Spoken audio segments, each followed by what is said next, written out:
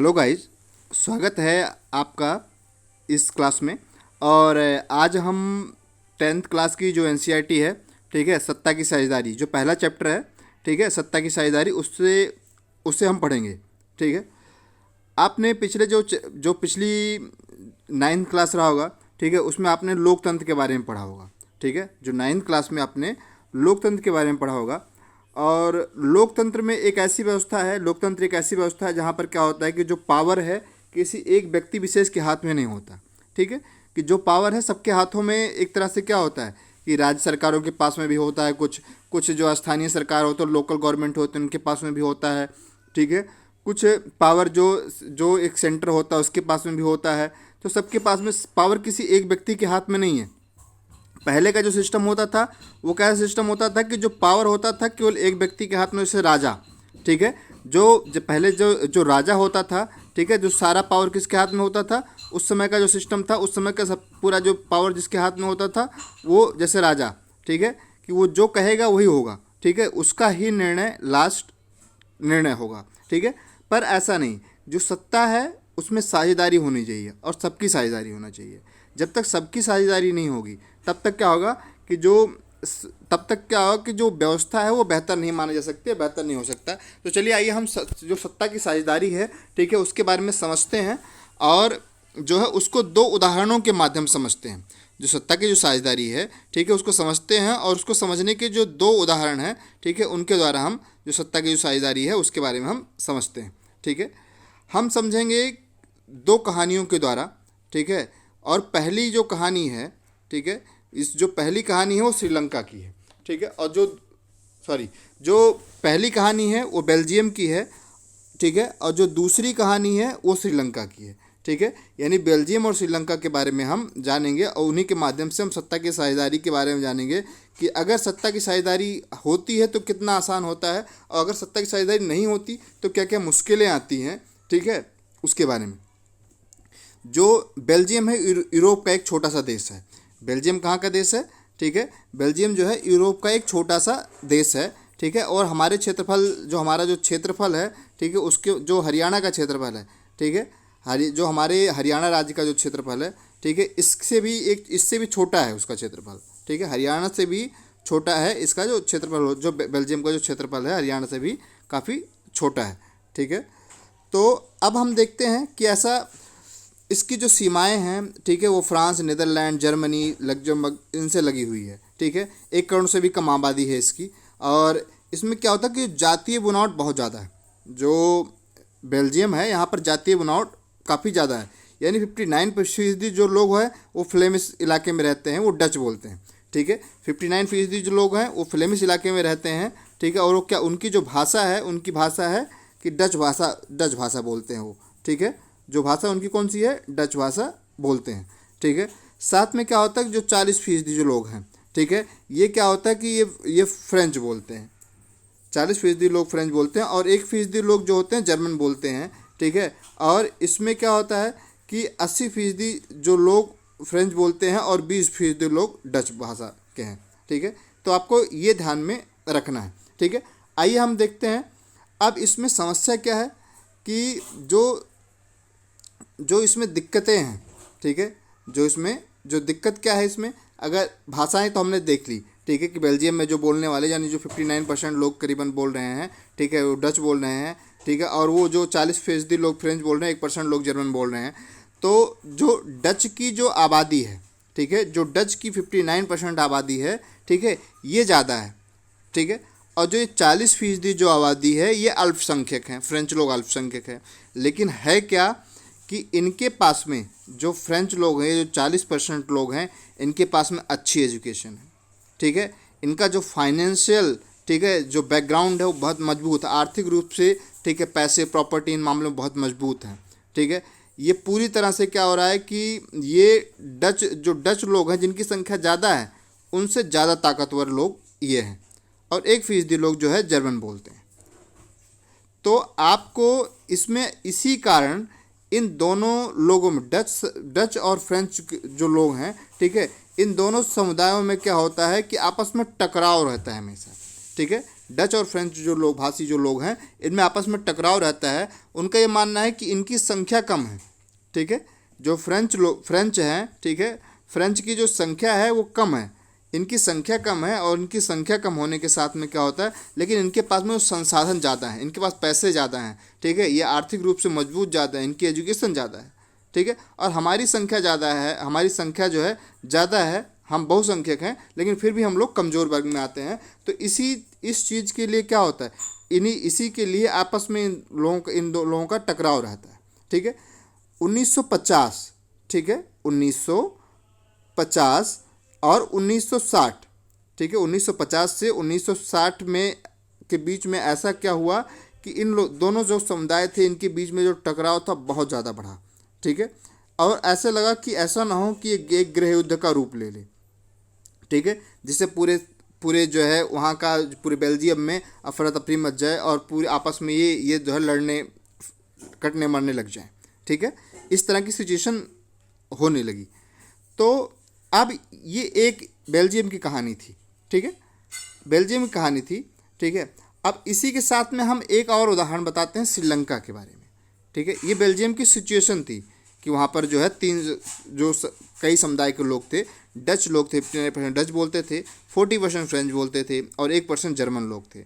जो फ्रेंच थे वो ज़्यादा पावरफुल थे, ठीक है, डच के मुकाबले, ठीक है, और डच की संख्या ज़्यादा थी लेकिन वो आर्थिक रूप से काफ़ी कमज़ोर थे, फ्रेंच ज़्यादा कमज़ोर थे, ठीक, ज़्यादा जो है सक्सेस पावरफुल थे। तो अब क्या होता है कि अब यही कहानी है कि हम दूसरी श्रीलंका के बारे में जानते हैं, ठीक है, हम श्रीलंका के बारे में देखते हैं कि श्रीलंका की क्या सिचुएशन थी, फिर हम क्या होगा कि इन दोनों की तुलना करेंगे, ठीक है, फिर क्या होगा हम इन दोनों की तुलना करेंगे, ठीक। श्रीलंका क्या है कि श्रीलंका एक जो द्वीपीय देश है, एक छोटा सा द्वीपीय देश है, तमिलनाडु के जो दक्षिणी तट है उससे कई किलोमीटर दूरी पर स्थित है। जो हमारा तमिलनाडु है, ठीक है, उसके कई किलोमीटर दूरी पर जो है ये जो श्रीलंका है वो स्थित है, ठीक है। इसकी आबादी करीबन 2 करोड़ है, ठीक है, इसकी आबादी करीबन 2 करोड़ है, ये हरियाणा के बराबर है लगभग, ठीक है। श्रीलंका की आबादी भी जो जैसे श्रीलंका में भी क्या होता है, कई समुदाय कई जातीय समूहों के लोग रहते हैं, ठीक है। इनका जो सबसे ज़्यादा जिनकी संख्या है, ठीक है, जिनका जो सबसे बड़ा सामाजिक समूह है वह सिंघालियों, ठीक है, जो सिंघली हैं, ठीक है, उनकी आबादी करीबन 74% है, ठीक है। तमिल आता है दूसरे नंबर पे, जो तमिल है वो आता है दूसरे नंबर पे आता है, उसकी आबादी कुल कितनी है 18% है, ठीक है। और तमिलों में भी 2 तरह के समुदाय हैं, ठीक है, तमिलों में 2 तरह के तमिल हैं, एक तो हैं श्रीलंकाई मूल के तमिल हैं और दूसरे एक क्या है, एक श्रीलंकाई मूल के तमिल है और दूसरा क्या है कि भारतीय मूल के तमिल है। भारतीय मूल के तमिल कौन से हुए, भारतीय मूल के तमिल कब हुआ, जब औपनिवेशिक काल था तो चाय के बागानों में काम करने के लिए जो अंग्रेज थे वो क्या करते थे कि जो है जो भारतीय जो तमिल के लोग थे, ठीक है, उनको लेके जाते थे, उनको लेके गए, उसके बाद में उनके जो पूर्वजों को लेके गए, फिर वहीं वो रहने लगे, ठीक है, वहीं उन्होंने अपना घर बना लिया और उसके बाद में फिर वो वहीं के निवासी हो गए, वो श्रीलंका को ही जो है अपना देश मानने लगे, ठीक है। तो वहाँ पर क्या था कि ये भारतीय मूल के जो तमिल थे, यानी जो तमिलों में 2 दी हैं, यानी जो है भारतीय मूल के तमिल है और भारतीय मूल के साथ में क्या हो रहा है कि जो है श्रीलंकाई मूल के भी तमिल हैं, ठीक है। तो ये आपको ध्यान में रखना। अब यहाँ की सिचुएशन ये है, ठीक है, कि यहाँ की जो सिचुएशन है ये है कि अब आपने 2 समुदाय देखे, ठीक है, यहाँ श्रीलंका में सिंघली और तमिल, ठीक है, और यहाँ पर जो लड़ाई है वो सिंघली और तमिल के बीच में ही है। यहाँ पर जो टकराव है वो सिंघली और तमिल के बीच में है। टकराव क्यों है यहाँ पे, ठीक है, ये जो दोनों समुदाय हैं, ठीक है, इन दोनों समुदायों के बीच में टकराव क्यों सिंघली और तमिल के बीच में, ठीक है। जो सिंघली लोग हैं वो कहते हैं कि हम यहाँ के निवासी, हमारा देश है, ठीक है, और ये तमिल लोग हैं ये बाहर से आए हुए हैं, ठीक है, जो तमिल लोग हैं ये बाहर से आए हुए हैं, तो जितने अधिकार हैं, ठीक है, जितनी चीज़ें हैं सब पर सबसे पहला अधिकार हमारा होना चाहिए, अगर कुछ बचा खुचा होता है तो तमिलों को दे दो, ठीक है, और नहीं तो वो भी नहीं मिलना चाहिए उनको, ठीक है। तो इन्हीं के बीच में ये दोनों लड़ाई है। लेकिन जो तमिल कहते हैं कि हमने भी इसे अपना देश माना है, ठीक है, हम यहाँ के निवासी है, जितना सिंघालियों का अधिकार है, भले ही हमारी संख्या कम है, अल्पसंख्यक कौन है, तमिल है, हमारी संख्या कम है, लेकिन फिर भी हमें उतना ही अधिकार मिलना चाहिए जितना सिंघलियों का है, ठीक है। जितना जो सिंहली लोग हैं उनका अधिकार होना चाहिए, उतना हमें अधिकार हुआ, इसे हम अपना देश मानते हैं, ठीक है। तो इसी के बीच में जो है, इन दोनों के बीच में इसी बात के लिए टकराव है, ठीक है, कि सिंहली और तमिल के बीच में, ठीक है। और कुछ पॉइंट हैं उसको हम जो है और अच्छे से डिस्कस कर रहे हैं अगली, ठीक है। अब ये चीज़ यहाँ तक आपको समझ में आ गया, ठीक है। अब हम अगला जो पेज है उसमें देखते हैं, ठीक है। अगला जो पेज है इसमें हम बात करते हैं, ठीक है, जो श्रीलंका में ही। अब ये सिचुएशन क्या हुई, जब ऐसा सिचुएशन आई, ठीक है, तो 1948 में, ठीक है, 1948 में क्या हुआ कि जब श्रीलंका एक स्वतंत्र राष्ट्र बना, अब मामला बहुत ज़्यादा कब बिगड़ गया, ठीक है, मामला बहुत ज़्यादा तब बिगड़ा जब जो है 1948 में जो स्वतंत्र राष्ट्र श्रीलंका बन गया, ठीक है। जो सिंहली समुदाय के नेताओं की जो संख्या थी, वो जो सिंहली समुदाय के जो नेता थे, कि उनकी संख्या भी ज़्यादा है तो उनके नेता भी ज़्यादा होंगे, तो उनकी संख्या काफ़ी ज़्यादा थी, ठीक है। और उस पर क्या हुआ कि उनका प्रभुत्व, वो क्या चाहते थे कि पूरे शासन पर अपना प्रभुत्व जमाना चाहते थे, ठीक है। अब वहाँ पर क्या हुआ कि जो नई सरकार बनी, ठीक है, और नई सरकार ने क्या किया कि अपनी बहुसंख्यक परस्ती के तहत कई कदम उठाए। पहला क्या किया कि जो नई सरकार बनी जो श्रीलंका में, जिनमें सिंहली जो नेता थे वो ज़्यादा थे। अब जब नेता ज़्यादा हैं तो उनकी मांगें भी उसी हिसाब से होंगी वहाँ पे, ठीक है। तो उसमें क्या किया गया कि जो तमिल लोग थे, ठीक है, वहाँ पर जो तमिल लोगों को दरकिनार करके जो सिंहली, ठीक है, सिंहली को एक राजभाषा घोषित कर दिया गया, ठीक है। तमिल भी बोलने वाले लोग थे, सिंहली भी बोलने वाले लोग थे, लेकिन क्या हुआ कि जो सिंहली था उसको राजभाषा घोषित कर दिया। अब इससे कि जो हमारे राष्ट्र की जो भाषा होगी वो जो है सिंहली होगी। दूसरा क्या हुआ कि जो विश्वविद्यालयों में, नौकरियों में, इनमें क्या हुआ कि जो सिंहलियों का प्राथमिकता दी जाएगी, जो सिंहली होंगे उनको ज़्यादा, सबसे पहली जो प्राथमिकता दी जाएगी, सबसे पहले जो जितनी सरकारी नौकरियां मिलेगी, ठीक है, उन सबको, जितनी विश्वविद्यालय में जो है एडमिशन होंगे, उन सबको सिंहलियों की सबसे ज़्यादा इम्पोर्टेंट दी जाएगी, ठीक है। अब क्या हुआ, उसके साथ में जो नया संविधान बना उसमें एक प्रावधान और किया गया कि बौद्ध मत को संरक्षण और बढ़ावा देगी, यानी जो वहाँ का धर्म डिसाइड किया गया उस देश का, उसे बौद्ध मत को संरक्षण और बढ़ावा दिया जाएगा, ठीक है। यानी वहाँ का जो धर्म एक तरह से निर्धारित किया गया वो बौद्ध धर्म किया गया। जैसे भारत में है, भारत में क्या है कि भारत में किसी धर्म को जो है राष्ट्रीय धर्म नहीं है यहाँ, क्योंकि यहाँ पर बहुत सारे धर्म के लोग रहते हैं, तो किसी एक धर्म को राष्ट्रीय धर्म नहीं बनाया जा सकता। इससे अगर हम एक धर्म को राष्ट्रीय धर्म घोषित करेंगे तो वहाँ का जो सामाजिक सौहार्द है वो बिगड़ेगा, ठीक है। सब लोग मांग करने लगे कि मेरा भी धर्म, मुझे भी मेरे धर्म को राष्ट्रीय धर्म बनाना चाहिए। तो इसीलिए भारत में किसी भी धर्म को, ठीक है, किसी एक धर्म को राष्ट्रीय धर्म नहीं बनाया गया। लेकिन वहाँ की सरकार ने क्या किया कि तमिल भी रहते हैं, ठीक है, सिंहली भी रहते हैं, लेकिन वहाँ पर क्या हुआ कि सिंहलियों को सारी जितनी भी इम्पोर्टेंट है, ठीक है, सारी प्राथमिकता सिंहलियों को दी गई, सरकारी नौकरी सिंहलियों को मिलेगी, ठीक है, वहाँ का सिंहलियों का धर्म को सबसे ज़्यादा बढ़ावा मिलेगा, ठीक है, स्कूलों में एडमिशन सबसे ज़्यादा सिंहलियों को मिलेगी।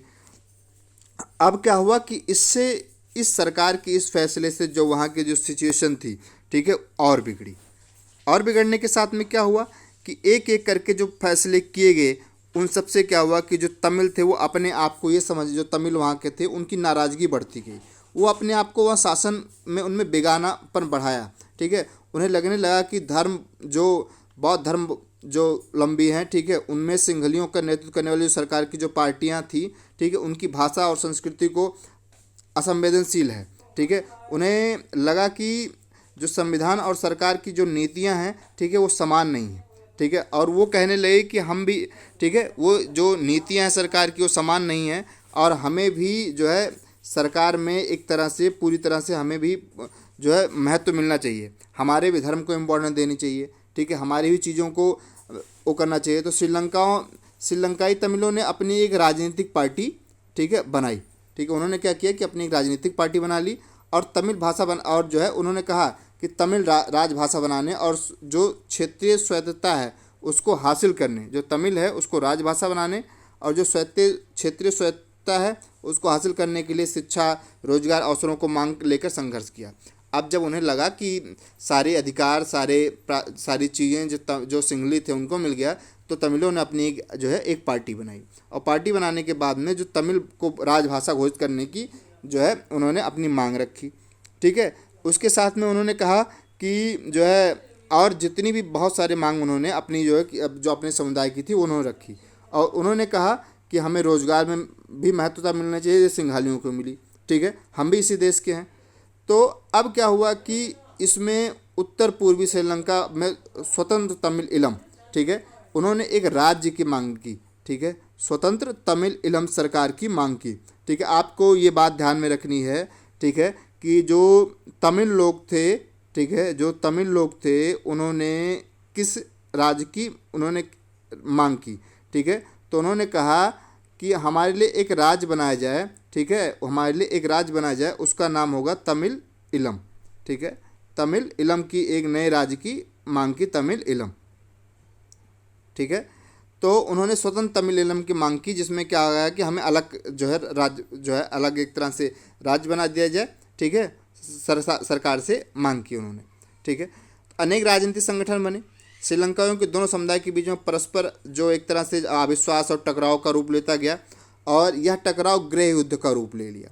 ठीक है, यह जो टकराव था गृह युद्ध का रूप ले लिया, यानी जो एक तरह से सिविल वॉर जैसे कह सकते हैं। ठीक है, कि आपस में पूरा देश जलने लगा। पूरे देश में आपस में सिंघाली समुदाय के जो लोग थे, ठीक है, और तमिल समुदाय के जो लोग थे लड़ने लगे, आपस में टकराव होने लगा। ठीक है, इससे क्या हुआ कि पूरे देश की जो आर्थिक व्यवस्था थी वो काफ़ी एकदम चौपट सी हो गई। जो लोग शरणार्थी भर के इधर उधर भागने लगे। ठीक है, जो साथ में क्या हुआ कि जो वहाँ पर शिक्षा, विकास, स्वास्थ्य, इन जो मामले थे, ठीक है, इन सब में जो अच्छा रिकॉर्ड अच्छे था वो सबसे नीचे चला गया। गृह युद्ध से जो समाज में एक तरह से पूरी संस्कृति, सामाजिक, आर्थिक जीवन सब में परेशानियाँ पैदा हुई। ठीक है, पूरा देश कहीं जल रहा है, कहीं लड़ाइयाँ हो रही हैं, कहीं टकराव हो रहा है। ठीक है, तो 2009 में इस गृह युद्ध का अंत हुआ। ठीक है, 2009 में इस गृह युद्ध का अंत हुआ। ठीक है, तो इस तरह की जो समस्याएं थी, ठीक है, तमिल वहाँ पर जो अब ये हुई क्यों, इसका कारण यही था कि वहाँ पर जो सत्ता की जो साझेदारी थी, ठीक है, जो सत्ता की साझेदारी थी वो नहीं हुई। अगर सत्ता की साझेदारी बेहतर हुई होती, सबको समानता दी होती, किसी धर्म विशेष को इम्पोर्टेंस ना दिया होता, तो ऐसी समस्याएं ना आती। ठीक है, पावर को किसी एक व्यक्ति या एक समुदाय या एक सरकार या उसके अगर पास में रहेगा तो इस तरह की समस्याएं आएगी, इस तरह की समस्याएं आएंगी, इस तरह का गृह युद्ध होगा, इस तरह का टकराव होगा। ठीक है, अब वहाँ पर ये सिचुएशन रही और अभी भी ये सिचुएशन अभी भी वहाँ पर है। ठीक है, लेकिन अब इसी चीज़ को लेकर बेल्जियम ने क्या समझदारी दिखाई। ठीक है, बेल्जियम ने क्या समझदारी दिखाई, ठीक है, उसके बारे में हम जानते हैं। अब बेल्जियम ने जो समझदारी दिखाई इसमें, ठीक है, इन्होंने श्रीलंका के जो नेता थे उनकी तरह काम नहीं किया कि जैसे श्रीलंका के जो नेता थे उन्होंने जिस तरह से फैसले लिए उस तरह से नहीं, उससे अलग रास्ता अपनाया उन्होंने। ठीक है, एक अलग रास्ता अपनाया बेल्जियम वालों ने। ठीक है, क्या किया इन्होंने क्या किया कि जो क्षेत्रीय अंतर थे, ठीक है, और जो सांस्कृतिक जो विविधता थी, ठीक है, उन सबको ध्यान में रखते हुए, ठीक है, इन चीज़ों को ध्यान में रखते हुए उन्होंने एक डिसीजन लिया और 1970 और 1970 या और 1993 की जो बीच में उन्होंने संविधान में, अब जो उनका संविधान था उसमें उन्होंने 4 संशोधन किए, यानी संशोधन यानी परिवर्तन। ठीक है, उन्होंने 4 संशोधन किए और उस 4 संशोधन में क्या किया कि सारी व्यवस्था, जितने भी समुदाय के लोग, जिनके लोगों की नाराज़गी जो थी, ठीक है, सबकी नाराज़गी को ख़त्म करने की कोशिश की। ठीक है, जो सबकी जो नाराज़गी थी उसे ख़त्म करने की कोशिश की। ठीक है, इसको बेल्जियम का जो मॉडल होता है, ठीक है, उसे कहा गया कि इन्होंने जिन लोगों की नाराज़गी थी कि जो डच थे, जो फ्रेंच थे, ठीक है, जर्मन थे, इन सब की जो समस्याएं थी उन सब की समस्याओं को ध्यान में रखते हुए इन्होंने 4 संशोधन किए। ठीक है, वो संशोधन क्या थे, ठीक है, वो जो संशोधन थे, वो जो 4 संशोधन इन्होंने किए, ठीक है, वो क्या थे हम देखते हैं। पहला संशोधन इन्होंने एक चीज़ स्पष्ट कर दिया कि जो केंद्रीय सरकार जो सरकार है उसमें फ्रेंच भाषी जो लोग हैं, ठीक, और जो डच भाषी लोग हैं, ठीक, यानी क्या थे कि जो फ्रेंच भाषी जो लोग हैं और जो डच भाषी लोग हैं उन दोनों के जो मंत्रियों की संख्या होगी वो समान होगी। ठीक है, यानी जो केंद्र सरकार जो सरकार बनेगी, ठीक है, और सरकार में क्या होगा कि जो केंद्र के जो सरकार में जो डच भाषा के जो बोलने वाले जो लोग हैं और जो जो है फ्रेंच भाषा वाले जो लोग हैं उन दोनों की जो उनके जो मिनिस्टर्स होंगे उनके लिए समान सीटें होंगी, ठीक है, सबके दोनों के लिए समान सीटें होंगी। कुछ विशेष कानून तभी बन सकते हैं जब दोनों भाषाई के लोग, होता क्या है कि कोई कानून तभी बनेगा, ऐसा नहीं कि केवल एक समुदाय जो है जो कहेगा वो, जैसे श्रीलंका में क्या हुआ कि सिंघलियों ने जो कहा वही समुदाय वही बनता चला गया, ठीक है। वहाँ पर क्या था, क्योंकि वहाँ पर जो मंत्री थे, जो नेता थे, सिंघलियों की जो संख्या थी वो ज़्यादा थी, और उनके जब संख्या ज़्यादा थी तो उनके नेता भी ज़्यादा थे, और उनके नेताओं ने क्या किया कि मनमानी ढंग से जो अपने अनुसार जो मन किया कानून बना लिया अपने समुदाय के लिए। लेकिन यहाँ पर कहा कि जो चाहे संख्या कम हो या ज़्यादा हो, लेकिन दोनों की जो डच और फ्रेंच भाषा के जो लोग हैं, ठीक है, जो मंत्री हैं, ठीक है, उन दोनों की संख्या समान होगी। पहला संशोधन ये किया। और इन्होंने इसके साथ में ये भी कहा कि अगर कोई कानून बनाना है तो इसमें क्या होगा, जो संसदों के का बहुमत, ठीक है, इसमें क्या होगा कि जो बहुमत यानी दोनों जो समुदाय होंगे उन लोगों की आपसी जो एक तरह से दोनों तरफ का हाँ होगा, ठीक है, तभी कोई कानून बनेगा, ठीक है। ये पहला फैसला था, ठीक है। उसके साथ में क्या हुआ कि इसी फैसले के साथ में अब दूसरा फैसला क्या होता है इसमें, ठीक है। दूसरा फैसला ये होता है कि केंद्र सरकार की अनेक शक्तियाँ, ठीक है, जो केंद्र सरकार की जो शक्तियाँ हैं, ठीक है, दो इलाकों में क्षेत्रीय सरकारों को सुपुर्द कर दी जाएगी। जो पावर है वो केवल सेंटर के पास में नहीं रहेगा, केवल केंद्र सरकार के पास में नहीं रहेगा, वो जो रीजनल गवर्नमेंट है, जो क्षेत्रीय सरकारें हैं, ठीक है, उनको भी दे दी जाएगी, ठीक है। जैसे केंद्र में केंद्र सरकार और यूपी, बिहार, पंजाब, इन सबके पास में भी पावर है ना भारत में, ठीक है। तो इसी तरह से कहा कि जो क्षेत्रीय सरकारें हैं उनके पास में भी पावर रहेगा, ठीक है। यानी जो राज्य सरकारें हैं वो केंद्रीय सरकार के अधीन नहीं है, ठीक है। ऐसा नहीं होगा कि सब कुछ उन्हीं पर डिपेंड होगा, जो केंद्र सरकार करेगी उसी ही मानना पड़ेगा, ठीक है, या जो कहेगी वही करना पड़ेगा। उनके पास में भी ये पावर है कि वो फैसले ले सकें, ठीक है। दूसरा इन्होंने ये संशोधन किया, ठीक है। अब इसमें क्या हुआ कि जब पावर एक जगह होता तो ऐसा होता कि हो सकता था किसी एक समुदाय को या एक भाषा के लोग, या केवल डच को या केवल फ्रेंच को जो है लाभ मिल सकता। लेकिन अब क्या हो रहा है कि पावर राज्यों के पास में भी रहेगा, ठीक है, और वो भी फैसले ले सकेंगे, तो किसी एक समुदाय या एक विशेष के साथ में, ठीक है, अन्याय नहीं होगा, ठीक है। तो ये दो संशोधन थे। अब ये जो तीसरा संशोधन इन्होंने ये कहा कि जो ब्रुसेल्स में अलग सरकार है और इसमें दोनों समुदायों का समान प्रतिनिधित्व होगा, ठीक है। ब्रुसेल्स में जो अलग सरकार है, ठीक है, इसमें क्या होगा कि जो दोनों समुदाय, जो डच भाषा के लोग हैं और जो फ्रेंच भाषा के लोग हैं, ठीक है, इन दोनों का जो समान प्रतिनिधित्व होगा, जो प्रतिनिधित्व होगा, ठीक है, दोनों के समान रिप्रेजेंटेटिव होंगे। फ्रेंच भाषी के लोग जो है ब्रुसेल्स में समान प्रतिनिधित्व का प्रस्ताव स्वीकार किया, और डच भाषी के लोगों ने केंद्रीय सरकार में बराबरी का प्रतिनिधित्व स्वीकार किया, ठीक है। ये जो है, ठीक है, ये भी संशोधन हो गया।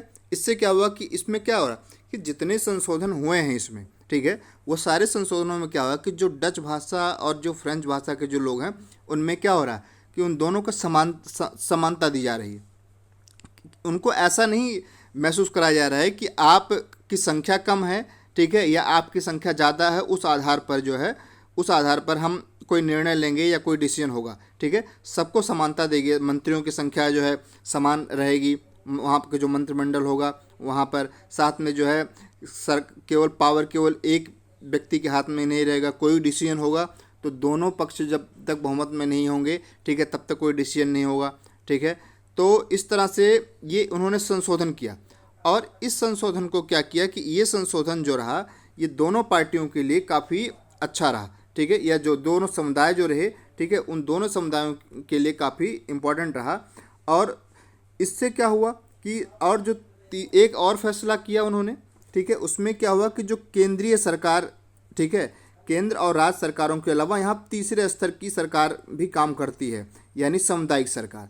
जो तीसरे स्तर की काम करेगी यानी समुदाय, जैसे भारत में क्या है कि पूरे देश के लिए केंद्र सरकार, और उसके बाद में क्या हो रहा है कि पूरे राज्यों के लिए राज्य सरकार, और जो तीसरे स्तर की सरकार काम कर रही है वो है हमारी लोकल, ठीक है, स्थानीय स्वशासन, यानी लोकल जो गवर्नमेंट, यानी एक तरह से स्थानीय स्वशासन जिसे कह सकते हैं। जो 73वें संविधान संशोधन जो हुआ था, पंचायती राज का 73वां संविधान संशोधन हुआ, उसमें जोड़ा गया कि यानी जो ग्राम प्रधान, ठीक है, जिला पंचायत, जिला सदस्य, ये जो लोग काम करते हैं वहाँ पे, ठीक है, ये जो थर्ड लेवल की जो जो सरकारें हैं वहाँ पर, इसी तरह से वहाँ पर जो तीसरे स्तर की सरकार बनाई है सामुदायिक सरकार, ठीक है।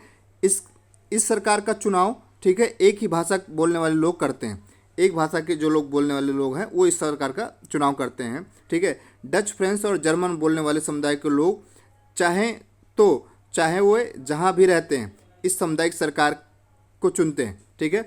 और इस सरकार को संस्कृति, ठीक है, शिक्षा और भाषा जैसे मसलों पर फैसला लेने का अधिकार होगा, ठीक है। एक सामुदायिक सरकार ये बना दिया, और सामुदायिक सरकार क्या होगा कि एक जो भाषा के जो लोग हैं वो सामुदायिक सरकार को चुनेंगे, और ये जो सामुदायिक सरकार होगी वहाँ के जो कल्चर, वहाँ के जो संस्कृति होगी, वहाँ के एजुकेशन, वहाँ की शिक्षा, वहाँ के भाषा जैसे जो मुद्दे होंगे उन पर डिसीजन लेगी, उन पर फैसले करेगी। तो ये जो उन्होंने महत्वपूर्ण संशोधन किया, ठीक है, ये काफ़ी जो महत्वपूर्ण संशोधन किया, ठीक है, जो इसे बेल्जियम का मॉडल कहा जाता है। और इस संशोधन के आधार पर क्या हुआ कि जो संशोधन किया, और उस संशोधन के आधार पर वहाँ की जो समस्याएं थी, वहाँ के आपस में जो लोगों के बीच में जो टकराव था वो क्या हुआ कि वो काफ़ी कम हो गया, ठीक है। वहाँ पर जो गृह युद्ध की सिचुएशन थी, ठीक है, और गृह युद्ध क्या होता है, आपने श्रीलंका में मैंने बताया कि वहाँ पर गृह युद्ध जो होता है, वहाँ पर जो है वहाँ की आर्थिक स्थिति, सामाजिक स्थिति, वहाँ पर लोग शरणार्थी बन जाते हैं, लोग अपना देश छोड़ कर दूसरे जहाँ पर शरण लेने लगते हैं। बहुत बुरी सिचुएशन होती है गृह युद्ध की स्थिति में, ठीक है, कि जहाँ पर अपने देश में मार काट, ठीक है, एक दूसरे समुदाय को मारना, ठीक है, बम फेंकना, ठीक है, बहुत एक तरह से बहुत बुरा हाल हो जाता है गृह युद्ध की सिचुएशन में, ठीक है। पूरी अशांति फैल जाती है, पूरे खुद स्वयं के ही देश में रहना मुश्किल हो जाता है, ठीक है, पूरा देश दो टुकड़ों में बट जाता है। तो बेल्जियम भाषा के आधार पर दो टुकड़ों में जो बट गया था, ठीक है, उसमें क्या हुआ कि लेकिन सरकार का जो एक तरह से जो फैसला रहा, ठीक है, जो सरकार का फैसला रहा, जो सरकार ने जिस तरह से जो वहाँ पर संशोधन किए, ठीक है, जिस तरह से महत्वपूर्ण निर्णय लिया, ठीक है, श्रीलंका की तरह नहीं कि एक ही समुदाय को सब कुछ बांट दो, ठीक है, और फिर दूसरा समुदाय जो है लड़ने का शुरू हो जाए और फिर पूरे देश में गृह युद्ध शुरू हो जाए, ठीक है, तो ऐसा नहीं हुआ। तो इसमें क्या हुआ कि जो बेल्जियम का जो मॉडल रहा, ठीक है, और इसने क्या हुआ कि वहाँ पर शांति बनाए रखी, वहाँ पर गृह युद्ध सिचुएशन नहीं आई, ठीक है, वहाँ पर सारी व्यवस्था बेहतर रही। लेकिन इसी के साथ में क्या हुआ कि जो श्रीलंका की जो सिचुएशन रही वो अभी भी वहाँ की सिचुएशन उसी तरह से है, अभी भी समस्याएं वहाँ पर बनी हुई है और वहाँ पर इस तरह की समस्याएं हो रही हैं, ठीक है। तो वहाँ वो बेल्जियम गृह युद्ध से बच गया। अब हम काफ़ी इंपॉर्टेंट चीज़ के बारे में बात कर रहे हैं, ठीक है, काफ़ी इंपॉर्टेंट चीज़ आपने श्रीलंका बेल्जियम के बारे में समझ लिया, ठीक है। अब सत्ता के साझेदारी का जो रूप होता है, ठीक है, वो क्या है, ठीक है, जो सत्ता की जो साझेदारी है उसके रूप क्या हैं, उसके प्रकार क्या हैं, किस तरह से पेपर में सबसे ज़्यादा यही आता है, जो पेपर में आता है वो सबसे ज़्यादा जो है सत्ता की साझेदारी के जो रूप के बारे में पूछा जाता है कि किस तरह सत्ता की साझेदारी होती है, ठीक है। राजनीतिक सत्ता का जो बंटवारा नहीं किया जा सकता। सत्ता की साझेदारी का मतलब ये नहीं है कि जो सत्ता है, जो राजनीतिक सत्ता है उसको बांट दिया जाए, ठीक है। इस धारणा के विरुद्ध सत्ता की साझेदारी के विचार सामने आया, यानी जो राजनीतिक सत्ता है, ठीक है, उसको बांटना सत्ता की साझेदारी नहीं हुआ, ठीक है, कि सबके अगर बांट दिया गया, ठीक है, अगर सत्ता के जो एक तरह से जो पावर राजनीतिक सत्ता है वो अगर कई लोगों के हाथों में बांट दिया गया तो फिर क्या होगा, डिसीजन नहीं ले मिलेगा ना। उसमें क्या होगा कि डिसीजन कैसे होगा कि वो अगर क्या हुआ कि 3 लोगों के पास में पावर हो गया, उसमें कहा गया कि अगर कोई डिसीजन लेना है तुरंत डिसीजन लेना है, ठीक है, आपने एक ने डिसीजन लिया दूसरे ने नहीं लिया, ठीक है, दूसरे ने लिया तीसरे ने नहीं लिया, तो इससे क्या होगा, समस्याएं पैदा हो गई। तो राजनीतिक सत्ता का बंटवारा नहीं किया जा सकता, ठीक है, और इसकी ये धारणा जो है विरुद्ध सत्ता की जो साझेदारी उसके सामने आया। लंबे समय से यह मान्यता चली आ रही कि सरकार की सारी शक्तियाँ एक व्यक्ति किसी खास स्थान पर रहने वाले जो व्यक्ति समूह के हाथ में रहनी चाहिए। अगर ऐसे फैसले शक्ति, ठीक है, अगर ऐसे जो फैसले लेने की शक्ति अगर बिखर गई तो तुरंत फैसला लेने और उन्हें लागू करना संभव नहीं होगा, ठीक है, जो तुरंत फैसला लेना और उन्हें लागू करना संभव नहीं होगा। लेकिन लोकतंत्र की बुनियादी सिद्धांत जो है कि इसमें कहते हैं कि जनता ही सारी राजनीतिक शक्तियों का स्रोत है। वो लोकतंत्र में क्या होता है कि जो जनता है वो सारी जो राजनीतिक शक्तियां हैं, ठीक है, उसका स्रोत है, क्योंकि जनता ही सरकार बनाती है, ठीक है, जनता ही जिसे चाहती है उसे, अगर वो काम अच्छे से नहीं कर रहा है उसे गिरा देती है। तो जो सारा पावर है वो जनता के पास में होता है लोकतांत्रिक सरकार में। ठीक है, यहाँ पर स्वशासन की जो संस्थाओं के माध्यम से शासन चलते हैं, जो स्वशासन होती है संस्थाएं, उनके माध्यम से जो सरकार जो जो चलते हैं। ठीक है, लोकतांत्रिक जो शासन में समाज के विभिन्न समूहों और उनके विचारों का उचित सम्मान दिया जाता है। जो लोकतांत्रिक व्यवस्था होती है, इसमें क्या होता है कि जो समाज के अलग अलग समूह के लोग होते हैं, अलग अलग वर्ग के लोग होते हैं, अलग अलग जाति के लोग होते हैं, इन सबको क्या होता है कि समानता दी जाती है। ठीक है, एक समान अधिकार दिया जाता है इन सभी लोगों को। ठीक है, इसके साथ में ठीक है, अब हम देखते हैं कि जो सत्ता का जो रूप है, ठीक है, जो सत्ता का रूप है उनके बारे में जानते हैं कि जो पहला रूप है सत्ता का, ठीक है, जो सत्ता का पहला रूप है, इसमें क्या होता है कि पहली बात जो कही गई है, पहली बात ये कही गई है कि शासन के जो विभिन्न अंग हैं, ठीक है, जो शासन के, ठीक है, शासन के जो विभिन्न अंग जैसे विधायिका, ठीक है, विधायिका या क्या होती है कि विधायिका जो होती है जो कानून बनाती है। ठीक है, कार्यपालिका क्या होती है कि लागू करती है, और जो न्यायपालिका होती है, ठीक है, जो न्यायपालिका होती है, ये न्यायपालिका क्या करती है कि ये जो कानून होता है अगर उसको कोई मान नहीं रहा, ठीक है, अगर कोई उसको फॉलो नहीं कर रहा तो उसको फॉलो करवाने का जो काम करती है वो न्यायपालिका करती है। जैसे विधायिका ने क्या किया कि बना दिया कि जो रेड लाइट जो है, जब ग्रीन लाइट होगी तभी लोग चलेंगे। ठीक है, विधायिका ने ये कानून बना दिया। उसके बाद में कार्यपालिका ने क्या किया कि इस कानून को बनने के बाद में इसे एग्जीक्यूशन जो है इसे लागू कर दिया। लेकिन क्या हो रहा है कि न्यायपालिका वहाँ पे खड़ी हुई है। ठीक है, वहाँ पर ट्रैफिक के सामने न्यायपालिका खड़ी हुई है, वहाँ पर ट्रैफिक पुलिस वाला खड़ा हुआ है, और वो क्या होता है कि जो लोग नियम को नहीं मानते, ठीक है, वो ग्रीन लाइट के बजाय रेड लाइट में ही जो है रोड क्रॉस करने लगते हैं। ठीक है, उनको रोकती है और उनको रोकने के साथ में उन पे जो है जुर्माना लगाती है। ठीक है, उनका चालान करती है, उन पे जो है तो उन पे फाइन लगाती है। तो ये काम किसका है, यानी जो कानून विधायिका और कार्यपालिका ने बनाया है, ठीक है, उसको पालन करवाने का काम न्यायपालिका के है। ठीक है, तो ये बताया गया है कि शासन के विभिन्न अंग जो हैं, विधायिका, कार्यपालिका और न्यायपालिका के बीच में सत्ता का बंटवारा रहता है। ठीक है, और इसे हम सत्ता का जो क्षैतिज वितरण कहेंगे। ठीक है, विधायिका जो होती है, इनमें क्या होता है कि जो सत्ता का जो बंटवारा होता है, यानी सत्ता का, यानी अगर विधायिका जो कानून बनाती है, अगर ये निरंकुश हो जाए तो कोई भी कानून बना देगी। ठीक है, ये कानून बना देगी कि पूरे देश के लोग, सब लोग जो है लाल टोपी पहन के जो है रोड पे चलेंगे। ठीक है, लेकिन अब कार्यपालिका उसे लागू कर देगी। लेकिन अगर इसने कानून बना दिया, इसने लागू कर दिया, और पर क्या होगा कि न्यायपालिका उसे रोकेगी। न्यायपालिका कहेगी कि आपने ऐसा कानून क्यों बनाया, ठीक है, ये ऐसा कानून क्यों बनाया और इस कानून को आपको बदलना पड़ेगा। ठीक है, तो विधायिका और कार्यपालिका पर जो नियंत्रण करती है वो न्यायपालिका करती है। ठीक है, विधायिका और कार्यपालिका पर जो नियंत्रण करती है वो न्यायपालिका करती है। लेकिन अगर न्यायपालिका गड़बड़ हो जाए, ठीक है, तो उसको विधायिका और कार्यपालिका रोकती है। तो किसी एक के पास में पावर नहीं रहेगा। ठीक है, जो पावर का बंटवारा होगा सबके हाथों में होगा। ठीक है, कोई एक व्यक्ति या न्यायपालिका या कार्यपालिका, ठीक है, या विधायिका कोई एक जो है मनमानी नहीं करेगा। ठीक है, और इस तरह का जो बंटवारा होता है उसे हम क्षैतिज वितरण कहते हैं।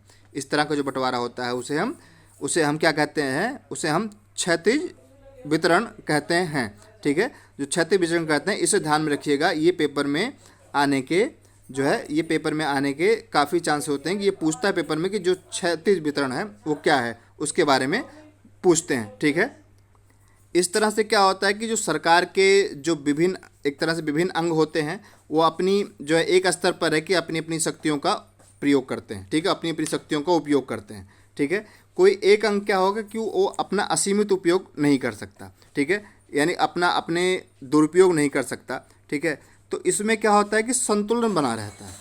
ठीक है, इसमें क्या होता है कि संतुलन में अगर एक गड़बड़ कर रहा है तो दूसरा उसे रोकेगा। कार्यपालिका अगर गड़बड़ करे तो न्यायपालिका रोकेगी, न्यायपालिका गड़बड़ कर रही तो विधायिका रोकेगी उसे, कार्यपालिका उसे रोकेगी। ठीक है, कोई, इससे क्या होता है कि संस्थाओं के बीच में संतुलन बनता है। ठीक है, और लोकतांत्रिक संस्थाओं के बीच में जो है, 9वीं में आपने पढ़ा होगा कि किस तरह से कार्यपालिका जो है, कार्यपालिका सत्ता का उपयोग करती है और पर संसद के अधीन कार्य करती है। ठीक है, सत्ता का उपयोग तो करती है कार्यपालिका, पर संसद के अधीन कार्य करती है। और न्यायपालिका की जो नियुक्ति कार्यपालिका करती है जो, लेकिन क्या होता है कि जो न्यायपालिका की जो नियुक्ति कार्यपालिका करती है, आपको ये चीज़ें ध्यान में रखनी है। ठीक है, कि आपको ये चीज़ क्या हो रहा है कि आपको ध्यान में रखना है। ठीक है, ये चीज़ आपको ध्यान में रखनी है और काफ़ी इंपॉर्टेंट है कि जो न्यायपालिका होती है उसकी नियुक्ति कार्यपालिका करती है, ठीक है। पर न्यायपालिका ही कार्यपालिका और विधायिका द्वारा बनाए गए कानूनों पर अंकुश रखती है, ठीक है। जो नियुक्ति कर रहा है, ठीक है, जो उसे जन्म दे रहा है उस वही, ठीक है, जिसे जन्म दे रहा है वही संस्था उसे दोनों को रोकती है अगर वो कुछ गलत करती है, ठीक है। और इस व्यवस्था को क्या कहते हैं? नियंत्रण और संतुलन की व्यवस्था। ये पेपर में आता है, ठीक है, आप इसको ध्यान में रखेंगे, ठीक है। नियंत्रण और संतुलन की व्यवस्था क्या है? नियंत्रण और संतुलन की व्यवस्था ये है कि कार्यपालिका विधायिका मिलके ही न्यायपालिका बनाती है, ठीक है। कार्यपालिका और न्यायपालिका मिलके ही विधायिका को बनाती हैं और फिर क्या होती है कि वही न्यायपालिका अगर कार्यपालिका और विधायिका कुछ गलत करती है तो उसको रोकती है। और इस व्यवस्था को, ठीक है, बैलेंस एंड कंट्रोल, ठीक है, नियंत्रण और संतुलन की व्यवस्था कहते हैं। नियंत्रण क्या कहते हैं? कि नियंत्रण और संतुलन की व्यवस्था कहते हैं। तो आप इसको, ठीक है, नियंत्रण और संतुलन की व्यवस्था कहते हैं, तो आप इसको ध्यान में रखिएगा। पेपर में इससे आएगा, या तो पेपर में पूछेगा, ठीक है, पेपर में पूछेगा कि सत्ता का जो क्षैतिज, ठीक है, वितरण क्या है और यह नियंत्रण संतुलन की व्यवस्था क्या है, तो आपको ध्यान में रखना है, ठीक है। आगे देखते हैं कि सरकार जो बंटवारे का जो अगला रूप है, ठीक है, वो क्या है कि दूसरा है कि सरकार विभिन्न स्तरों पर सत्ता का बंटवारा हो सकता, जो सरकार के जो विभिन्न स्तरों पर, ठीक है, सत्ता का बंटवारा हो सकता है। जैसे मैंने आपको बताया, ठीक है, कि मैंने आपको बताया कि पूरे देश के लिए, ठीक है, जो पूरा देश है, पूरे देश के लिए क्या होता है, ठीक है, केंद्र सरकार जो होती है ये पूरे देश के लिए होती है, ठीक है। दूसरा क्या होता है कि पूरे देश के लिए केंद्र सरकार हो गई, ठीक है। अब पूरे देश के लिए एक जो है समान, जो एक तरह जो एक सरकार हुई वो केंद्र सरकार हो गई, ठीक है। दूसरा क्या होता है कि जो प्रांत या क्षेत्रीय अलग अलग सरकारें रहें, ठीक है। यानी इसमें क्या होता है कि जो राज्यों के लिए एक अलग सरकार होगी, ठीक है, जो राज्य होंगे, ठीक है, राज्यों के लिए एक अलग सरकार होगी, ठीक है, जो राज्य सरकार होगी, ठीक है, या जो वहाँ के प्रांत की सरकारें होंगी, ठीक है। तो इस तरह से बंटवारा हो रहा है, यानी सरकार के विभिन्न स्तरों पर क्या होला बंटवारा, जो सत्ता का बंटवारा हो रहा है वो इस तरह का बंटवारा होगा, ठीक है। और स्थानीय स्तर पर, ठीक है, जो स्थानीय स्तर जो होगा, ठीक है, वहाँ पर जो लोकल, जो स्थानीय स्वशासन जिसे कहते हैं, ठीक है, स्थानीय स्वशासन यानी लोकल को, जैसे जिला पंचायत, क्षेत्र पंचायत जो काम करते हैं, ग्राम पंचायत जो काम करते हैं, ठीक है, जो स्थानीय स्वशासन, ये 3 स्तर की सरकारें करती है। यानी पूरे देश में क्या करती है? केंद्र सरकार काम करती है, राज्यों में राज्य सरकार काम करती है, ठीक है। और उसके साथ में क्या होगा कि राज्यों के अंदर जो छोटे छोटे जिलों में, ठीक है, वो जो स्थानीय सरकार, जो जिला पंचायत, क्षेत्र पंचायत, न्याय पंचायत, ये जो होती है इसे स्थानीय यानी लोकल जो है लोकल गवर्नमेंट या स्थानीय स्वशासन जिसे कहते हैं, ठीक है। तो इस तरह से बंटवारा है, ठीक है। यानी पूरे देश में एक सामान्य सरकार होती है, ठीक है। इसमें जो आप देख रहे हैं केंद्र सरकार जिसे कहते हैं, प्रांतीय स्तर पर जो सरकारें होती हैं वो अलग अलग जगहों पे नाम से पुकारा जाता है। भारत में इन्हें हम क्या कहते हैं? राज्य सरकार, जो मैंने आपको बताया, जो प्रांतीय स्तर पर जो सरकार होती है, ठीक है। आगे देखते हैं। और हर एक ऐसा क्या होता है कि इसी तरह से देश का बंटवारा नहीं होता, इसे हम देश का बंटवारा नहीं कह सकते। ये क्या है कि हम जो सत्ता है, जो पावर है, उसको लोगों तक सुगमता से पहुंचने के लिए, ठीक है, लोगों की जो समस्याएं हैं उसको आसानी से सुनने के लिए, ठीक है, जो लोगों तक जल्दी से जल्दी सुविधाओं को पहुंचाने के लिए इस तरह से हम बंटवारा करते हैं, ठीक है। यह हमारी ठीक है, लेकिन हमारी तरह जिन देशों में ऐसी व्यवस्था है, ठीक है। तो ये आपने देखा, यानी जो दूसरा क्या है कि जो दूसरा जो रूप है, ठीक है, आपने दूसरा रूप देखा कि जो सरकार के बीच में विभिन्न स्तरों पर जो बंटवारा हो रहा है, इसके बारे में आपने बताया, ठीक है। अगला क्या है, ठीक है, अगला रूप क्या है? अगला रूप इसमें यह है कि जो अगला रूप है इसमें, इसके साथ में आपने ये भी देखा होगा कि जो अगले उसमें हम पढ़ेंगे, अगले उदाहरण में जो ऊर्ध्वाधर वितरण जो होता है, ठीक है, उसके बारे में हम बताएंगे, जो ये अगला जो है चैप्टर होगा उसके बारे में, ठीक है। अगले और साथ में अब जो तीसरा है, ठीक है, जो तीसरा रूप है हमारे, जो तीसरा रूप है, ठीक है, जो बंटवारे का एक तरह जो सत्ता का जो किस तरह से बंटवारा किया जाए, ठीक है, पावर का किस तरह से वो किया जाए। सत्ता का बंटवारा विभिन्न सामाजिक समूह, जो सत्ता का जो बंटवारा है वो विभिन्न सामाजिक समूह हों, ठीक है, विभिन्न सामाजिक समूह हों, ठीक है। जैसे सामाजिक समूह, जैसे भाषाई समूह, धार्मिक समूहों के बीच में हो सकता है। बेल्जियम में सामुदायिक सरकार इस व्यवस्था में एक अच्छा उदाहरण बेल्जियम में जैसे बताया कि जो सामुदायिक सरकार रही, ठीक है, वहाँ पर क्या हुआ कि वहाँ पर एक समुदाय के लोग उसको चुनेंगे, ठीक है, एक ही भाषा के लोग, और उसके बाद में क्या होगा कि भाषा के लोग चुनने के बाद में वहाँ की जो धर्म के संबंधित है, भाषा से संबंधित है, इन चीज़ों पर जो डिसीजन लेगी वहाँ की सामुदायिक सरकार लेगी, ठीक है, जो कम्युनिटी गवर्नमेंट है वो डिसीजन लेगी वहाँ पे, ठीक है। तो इस तरह से सत्ता का बंटवारा एक सामुदायिक सरकार के रूप में भी हो सकता है, ठीक है, आप इसको ध्यान में रखेंगे, ठीक है। अब अगला हम रूप देखते हैं इसके, ठीक है। अगला रूप क्या है? अगला रूप जो चौथा रूप है, इसमें क्या हो रहा है कि जो सत्ता है, सत्ता के बंटवारे को जो सत्ता का जो बंटवारा है, ठीक है, जो सत्ता का बंटवारे के एक रूप विभिन्न प्रकार के जो दबाव समूह होते हैं, ठीक है। जो दबाव समूह कौन से होते हैं? जो एक क्या दबाव समूह आंदोलनों के द्वारा शासन को प्रभावित करते हैं, नियंत्रण करने के तरीके एवं लक्ष्य, ठीक है, कर सकते हैं। लोकतंत्र में लोगों के सामने सत्ता के दावेदारों के बीच में चुनाव का विकल्प जरूर रहना चाहिए, ठीक है। एक दबाव समूह होता है जो आंदोलन करता है, ठीक है, जो सरकार पर प्रेशर बनाता है, ठीक है, कि ये चीज़ें गलत है, ठीक है, ये अच्छी बात नहीं है, इस पर क्या होना चाहिए, ठीक है, ये इसको सुधार करना चाहिए, ठीक है। और उसमें क्या होता है कि और वही क्या होता है कि अक्सर हमें जो है लोकतंत्र में हमारे सामने सत्ता के दावेदारों के बीच में जो होता है एक चुनाव का विकल्प रहना चाहिए, ठीक है।